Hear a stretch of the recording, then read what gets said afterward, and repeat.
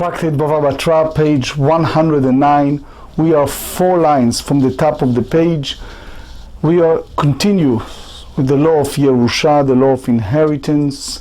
We explained that it's involved with a lot of nuances and details, not always the way we're thinking. We are going to learn a certain situation such as the difference between husband inherited his wife versus his wife cannot inherit her husband, and when and where circumstantial evidence we can go in either direction. We're going to speak about names and the meanings, such as Putiel. It's one of the Jethro, father-in-law of Moshe Rabbeinu, and obviously we have also drashot, midrashi, a exegesis, meaning a derivative of the text, and life lesson that derive from that when it's come to making decisions for a person's future wife, what exactly needs to be searched and how lineage makes a big difference. So let's start. 109, 4 lines from the top of the page. Eima. Here we are with the subject of inheritance, and we derive it from the book of Bamidbar, chapter 27, verse 11. The Torah tells us that if you have a situation that the person passed away and there is no other heirs, so they said, "Unetatem et nachalato lish'ero akarov elav." You bring the leftover of the estate to the closest in kin. So in that sense, a father can inherit his son, and he is taking precedence before Achei Hamed, before his brothers. But the question is, how about if that son have sons? So we said she'ero ze'av, the closest kin is the father. However, melamed she'av kodem lebat, which means that if a person have a daughter, the father of the deceased take precedence before the daughter. However, yachol yakdim laben. So if that's the case, you may think that also the father of the deceased, it's before the son, the living son. So they said no. Talmud lomar hakarov karov kodem, which means that since we explained in the previous daf that by 2 items, Yehud, which is the Amai Ivriya, those days Hebrew maid servant, and the ancestors' field, which we discussed in the previous daf, that's the 2 important items that the son taking after the father. So when it's come to a father, he is before the daughter, but not before the son. So here's the story. You have a person, he passed away. If he have only daughter, his father take precedence. If he has a son, the son it's before his father. So the Gemarrah said, "Kevan de'le'inyan yibum ben ubat kehadadeininu," which means that even the daughter exempt her mother from the yibum, which is a person who married and he has no sons but daughter. The fact that he have a daughter, that basically exempting the surviving wife from taking a levirate marriage to marry the living brother. Also we compare, we juxtapose the same idea that when it's come to law of inheritance, ben uvat ki hadadei ninhu, which means you take both a son and a daughter are equivalent in that the father does not precede the daughter. Now, so we may ask, what when we zooming on Bamidbar 27, the first pasuk, they said she'ero unetatem et nachalato, you should give the inheritance lish'ero akarov elav, the closest kin in that person. She'ero ze'av, so it means that the father inherited his deceased son. Melamed she'av kodem le'achei ha'av, we derive from that the father take precedence before the living brother of the deceased son. Yachol yakdim la'achim, before the uncles, the brothers of the father, יכול יקדים אף לאחים. So originally you think that he, meaning the living father, take precedent before the living brother of the deceased, Talmud לומר, so therefore we have the pasuk that teaches הקרוב, קרוב קרוב קודם, which means that this is the final conclusion, that the brother, the living brother of the deceased, take precedent before the father, because they are before him when it's come to the level of gradation, Seder Hayrusha, the fields. So I would like to elaborate on this beautiful Rashbam just in a moment. He said as follows: Ish ki yamut uben en lo, a person passed away and he have no sons. והעברתם את נחלתו לביתו. So therefore you transfer the estate to the daughter. ואם אין לו בת, if is no daughter around, ונתתם את נחלתו לאחיו, you give the leftover estate to the brothers. ואם אין לו אחים, if is no brothers, ונתתם את נחלתו לשאירו, you give the closest in kin. And in that sense, and if there's no other, no kin, so then you give to his uncle, to Achei Aviv, the brothers of the father. If there's no uncles, there's no brothers of the father, so it means the brothers of the deceased, they inherited from that merely fact, which means they take precedence when it's come to that hierarchy, the rules of inheritance. That's the way the Kovetz Shiurim and the Rashbam explains. So we said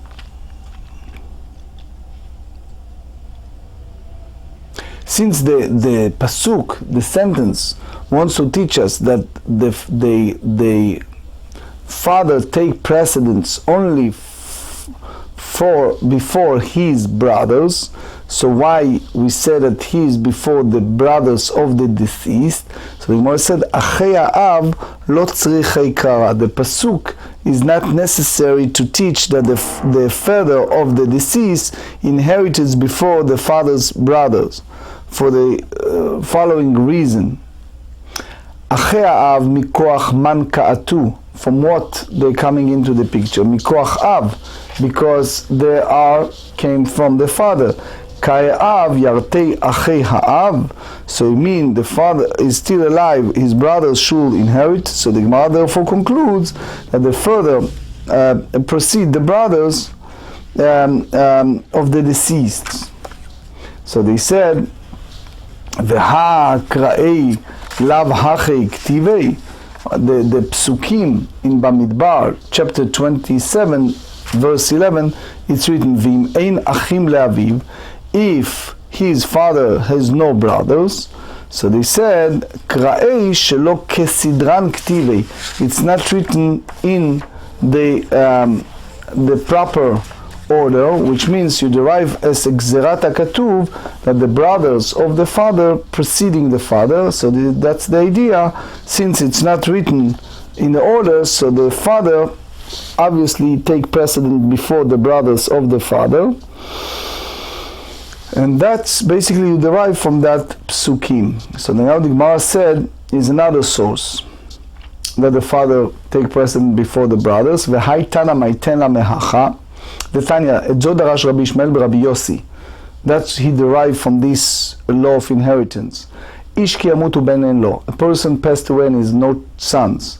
So the pasuk said v'ha'avartem, you transfer the estate. So what does that mean? Bimkom bat ata ma'avir nachala min ha'av. So in case you don't have there is a daughter, you pass the inheritance to her from one who appears to have precedence, namely the father. But you do not pass the inheritance from the father in a case where there's a brothers of the deceased. So the Gemara said, Yomi said, there is a case, there is a daughter, you pass the inheritance to her from the brothers. because the Rashbam explained, it's clear that there is a heir, and it's clear that it's a heir that takes precedence before the daughter, but she claimed that this heir is not the father, but the brothers. So it means you cannot derive from here that the father take precedence before the brothers. Page 109, B, והיא אתה מעביר נחלה מן האב אפילו במקום בת. Why? Because as we said, the father take precedence. תוספות, דיבור מתחיל והאימא, challenger, but we just go by the pshat of the Rashbam. אם כן לא נכתוב רחמנה והעברתם. The Torah should not use the term you shall pass the inheritance to your daughters, because you see here that the logical order of the inheritance is being overridden, because you see that the daughter precedes the brother of the deceased is because she is the closest relative of his. So it means that the Torah intends that she precedes even the father. ולמען דנפקא ליה מהעברתם, היי שאירו מה יביד לי. So who is the one who said that who derives it from the term you shall pass? What does he do with the pasuk she'ero, his kingsman, which was said to refer to the father?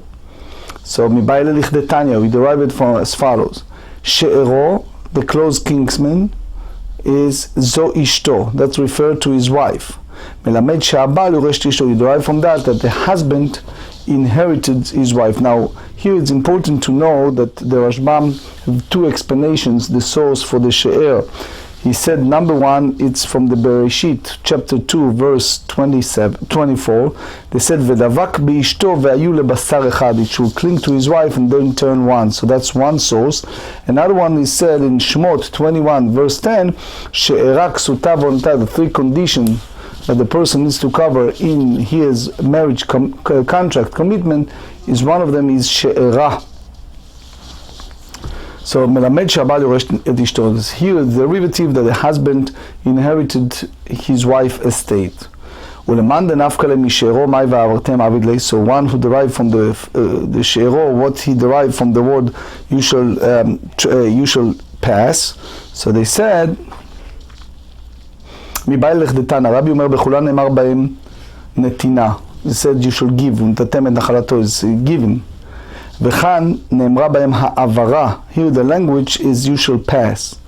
So he said שאין לך שמעביר נחלה משבט לשבט אלא בעד, the one who can transfer a state from one tribe to another. Obviously you have tribes and you have the families in the tribes, so there is no transferring of a state. Only if a daughter marry out of the system and then she transferred the estate, הואיל ובנה ובעלה יורשים אותה. Since by law the usual matter is the inheritance stay within that tribe, but since that's the very beginning, the book of Bamidbar chapter 1, but that's the descendancy. But when it's come to the daughter, it's a different story, because it's passed, it's transfer. Since take for example Serach bat Asher, right? She was married to Chanoch ben Reuven. So then when he died without male sons, so and Serach inherited him, so then she passed, and the husband and son that was from the tribe of Reuven, which means that you have here transferring of estate from one tribe to another. So the Torah come and teach us that the husband or the son inherited his wife or his mother. Later on pages 110 and 111, we're going to bring a source that son inherited his mother, but according to the Rebbe, that's the source, this pasuk. That's the way the Rashash and the Rashbam explain to us. But anyway, how do you know that the kingsman applies to the father? Because they said this is the kingsman of the father. אמרה ואמר קם משפחתו וירש אותה. The pasuk said of his family and he shall inherit it. So you see here they're emphasizing that the kingsman is referring specifically to someone who is of his family. So they said, משפחת אם אינה קרויה משפחה, דכתיב למשפחותם לבית אבותם. The mothers, that's very important, the mother's family is not called in that term one's family. So proof for this is they found in another pasuk that said, by the families, by the father's house. So you derive from that pasuk in Bamidbar chapter 1, let's go by the paternal lineage. ומשפחת אם אינה קרויה משפחה, you mean to say the mother's family indeed not called one's family. והכתיב, ויהי נער מבית לחם יהודה משפחת יהודה והוא לוי והוא גר שם. So that's in Sefer Shoftim, in the book of Judges, chapter 17 and 18, speaks about the wicked Micha that brought an idol, a statues to his house, and he made one of the priests to do idol worshipping. And when the tribe of Dan conquered their land, they took that statue from the house of Micha, and they forced the priest to go and serve them as a priest. So they speak about that lineage of that guests. That's basically the idea of Yonatan ben Gershon ben Moshe. Anyway, הגופה קשה, אמרת והוא לוי אלמה מלוי אתי, ממשפחת יהודה אלמה מיהודה אתי. So make up your mind. It's from Levi or from Yehuda, אלא Lav, the Avua mi-Levi, v'imem Yehuda, the father is from the tribe of Levi, and the mother is from the tribe of Yehuda. וכאמר משפחת יהודה, אמר רב, אמר בר רב חנן, לא גברא דשמי לוי. It was from the tribe of Yehuda, it's just nice name. It wasn't from the tribe of Levi. He called, like, you know, Rabbi Levi Yitzchak, the late Rebbe of Boston, or the late Rabbi Levi Yitzchak ben Sarah Shashe, you know, the great Barditchever Rebbe. So they called name Levi, but the tribe of Levi, this guy wasn't, was from the tribe of Yehuda. Yache, haynu de kamar Micha, that's what Micha said, Ata yadati ki yetiv Hashem li, ki haya li Levi lechohen. So here, it shows that his deed is good in the eye of the Lord. So they said, in תתרם לגברא דשמי לוי, וכי לוי שמו, ולא יונתן שמו, שהרי נאמר יונתן בן גרשון בן מנשה, הוא ובניו היו כהנים לשבט הדני, אמר לאו לתעמיך, וכי בן מנשה הוא ולא בן משה, הוא דכתיב ובן משה גרשון ואליעזר, אלא מתוך שעשה כמעשה מנשה, which is idol worshipping, תלאו הכתוב במנשה, החנמי מתוך שעשה מעשה מנשה, the son of חזקיה, דעתם מיהודה, תלאו הכתוב ביהודה. אמר רבי יוחנן משום רבי שמעון בן יוחאי, getting close to ל"ג בעומר, right? מכאן שתולים את הכללה במקולקל. We derive from that when it's come to this type of curses, you go by the one who's corrupt, as this man was linked to the Menashe and Yehuda, despite having no familial connection to them. So רבי יוסי בר חנינא אמר מאחה, וגם הוא טוב תואר מאוד, ואותו ילדה אחרי אבשלום. They said that he was a handsome man, and he gave birth after אבשלום. ולא דניה בן חגית אבשלום בן מאחה, אלא מתוך שעשה מעשה אבשלום, because he behaved like אבשלום, במרד במלכות, because he rebelled against the kingship of monarchy of his father, the pasuk linked him to Avshalom, referring to him as his full brother. תלה כתוב באבשלום. So in parentheses they said, החנן מתוך שעשה מעשה מנשה ולא כתוב מנשה. Anyway, אמר רבי אלעזר, we derive from that, לעולם ידבק אדם בטובים. A person should always attach himself, cleave to good people. So the Ben Yoyada, the Ben Ishchai said, לעולם, it's to teach us a person that even a tzaddik כמשה רבנו, even a righteous person like Moses, he should not לא יסמוך על זכות עצמו, should not depend upon his own merit. Why? Because you see here what happened. שהרי משה נשא בת יתרו ויצא ממנו יונתן. Moses married the daughter of Jethro, that came Yonatan, that he was a priest to idol worshipping. אהרון שנשא בת המנדב, אהרון מרי, אלישבע בת המנדב, יצא ממנו פינחס, that he was a righteous. We derive from that when it's come to שידוכים, person should look for lineage, because it's important. There's a famous saying that even ממזר תלמיד חכם עדיף על כהן המארץ, but that's not applying to שידוך. The שידוך, they teach us, the rabbis, that Bat Kohen, that's the well-known response, the daughter of Kohen, Amaretz, it's a diff here from the story of Moshe Rabbeinu. פינחס לאו מיתרו עתי, והכתיב אלעזר בן אהרון לקח לו מבנות פותיה לו לאישה, מה אליו מבנות יתרו, שפיתם עגלים לעבודה זרה, because unfortunately he is the one who fattened the cleaves, clay, to do idol worshipping. So they said, לא מבנות יוסף, שפטפט ביצרו. So that's again Yosef that battled with his desire by resisting the advances of Potiphar's wife. והלא שבטים מבזים אותו ואומרים, ראיתם בן פוטי זה שפיתם אבי אמו עגלים לעבודה זרה, שיעור נשיא שבט מישראל. That's a famous Rashi in Parshat פינחס, that how come he gets here was basically the one who his father fattened claves to of idol worship. Should such a man kill a prince of a tribe of Israel? So page 110. אלא יהיה עבור דמי מיוסף אימה דמי מיתרו, יעבור דמי מיתרו אימה דמי יוסף, דייקנה ממנות פותיאל תרתי שמע מינה, which means that you have here two pituyim, which means that the wife of Elazar, she is also a descendant of Yitro, that he basically fattened claves to idol worshipping, and it's also from descendants of Yosef that pitpet beitzro, that is basically in that sense Yosef was who battled with his desire. That's the story of the wife of Potiphar. So that just a short halacha I'd like to share with you. This is the Rambam, Ilchot Isurei Bi'ah, chapter 21. It is fitting for a man to marry a woman from a good family. This is why the sages said in Psachim, page 49b, a person should always be willing to sell all he has in order to marry a daughter of a Torah scholar.